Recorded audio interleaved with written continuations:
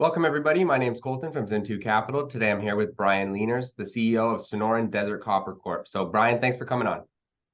Thanks, Colton. Thanks for having us.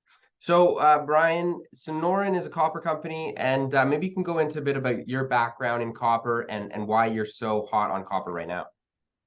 Yeah, our organization, we got into copper in the late 90s.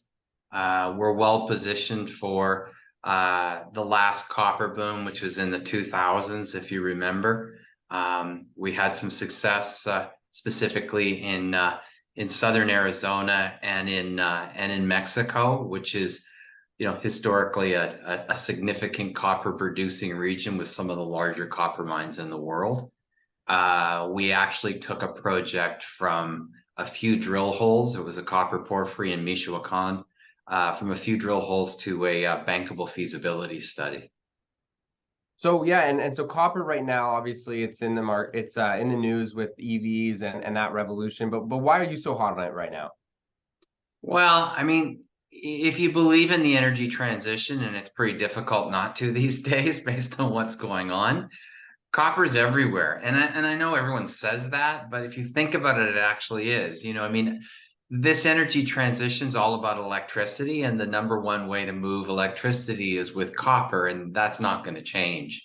There are some competitive materials, but they're way more expensive. So, copper is the conductor of electricity, and therefore it's literally intertwined into every aspect of alternative energy, of energy storage, of transmitting energy, et cetera, et cetera. So we're quite excited. We've always liked copper because it's got a massive industrial market on an annualized basis. And the number of new deposits going into production, historically is going like this.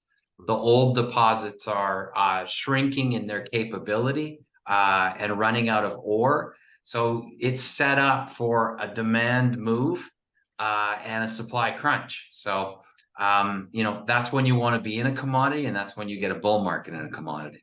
Yeah, and you've got countries all over the world vowing to go electric in various different areas. So the copper boom is definitely incoming. Now, what about Mexico or Sonora do you like for copper right now? Well, if you look at Mexico combined with the United States, that area is geologically called the Laramide Copper Porphyry District. So it runs through Arizona and into northern Mexico and a little south of northern Mexico. Sonora is really the state that contains most of Mexico's major copper deposits. Some of these are world class, and those assets are all copper porphyries. Mexico has incredible infrastructure in Sonora. The port of Guaymas is the largest copper export port for copper concentrate in Mexico. That's about 200 kilometers from our project. Hermosillo is about 150 kilometers from our project, and Hermosillo is the mining center of Sonora. So from a logistics perspective, from an asset perspective, that part of Mexico is literally the best part of Mexico from a copper perspective. And I can imagine there's really good, team experts down there that you can, help out with the project as well. Absolutely correct. Yeah, we tend to bring in Canadian and US talent at the top, but there is plentiful people with incredible skill sets to support those individuals in the task of moving these projects forward. And getting to the company specifically, so you did do a rollback recently to create some value. Maybe you can talk about that and how that helps shareholders. Yeah, our company was structurally defective, but asset good. And so from that perspective, when you're sitting in that situation, our company is owned by a core group of shareholders, generally speaking. That's not a large number. I know most of these people by their names.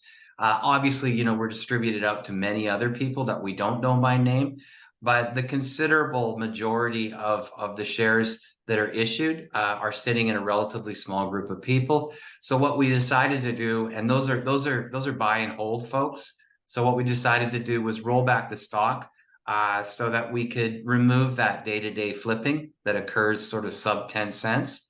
And now we're just going through the cleanup process in that and doing a little funding here. in order to get set up for the new year when our work programs will initiate. Great. It sounds like you're setting up for success. Now let's get into the bread and butter, and that is the 4-H asset. Maybe you can go into what it is, why you're so excited. I know you've been talking about the size of it a lot. So what can you tell us about it? Yeah, in the copper porphyry space, you're looking for four things actually. The first is size, right? So for a major copper company, you know, a BHP, RTZ, Freeport, to be interested in one of these assets, they have to be north of 500 million tons. The current resource at 4H is 650 million tons. You know, that's not a 43-101 resource, but it was done in 2008. So it's a relatively recent resource. And I think, you know, there's a fair degree of reliance on that resource relative to it being there. That resource represents, from a footprint perspective, about 25% of the overall porphyry footprint. And a substantial portion of the property is undrilled. So we have size. The second issue in the copper porphyry space is grade. Our moly grades are excellent. Copper moly and porphyries is usually a tandem economic situation. Our moly grades are good. Our copper grades are low. Our copper grades are generally speaking reflective of what you would see in the upper portions of a copper porphyry. And that's our view of the asset. There's been very few deep holes, and there's been almost no holes drilled into the central portion of the porphyry, which is where that higher grade copper should reside. So there's a testing process with the drill, but we're quite excited about our potential to increase the grade. And then we also have a soluble copper, which is copper that would run through an SX-EW production scenario to complete 99.9 cathode copper.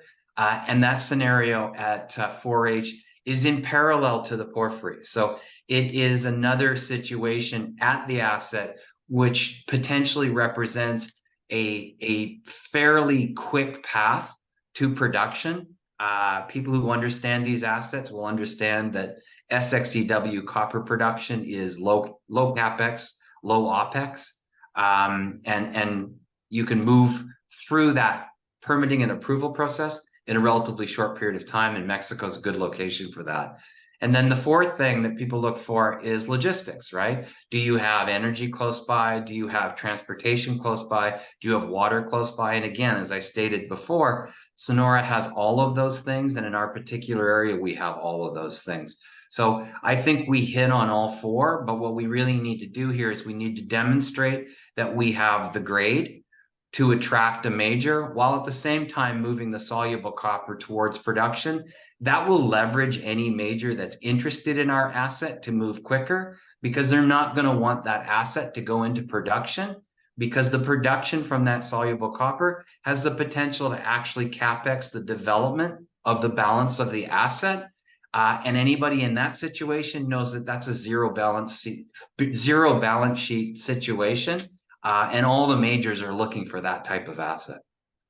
Well, Brian, I know you're an exceptionally organized leader and you are very plan oriented as well. So I'm sure you have some plans for the company. What can shareholders expect in the upcoming months?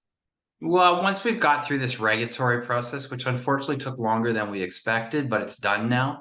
You know, we've moved through, we've done a new 43-101. We've brought a really good geology team to the table.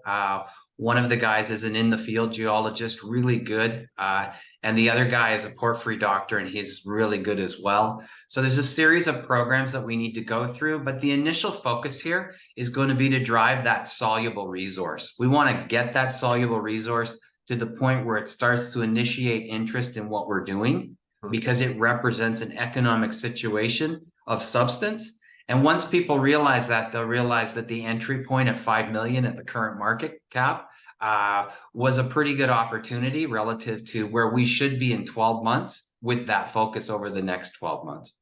Well, we're excited to see it, Brian, and we'll keep updated as this progresses. So thanks for coming on, and we'll chat soon. Thanks, Colton. Again, thanks for your time. Appreciate it.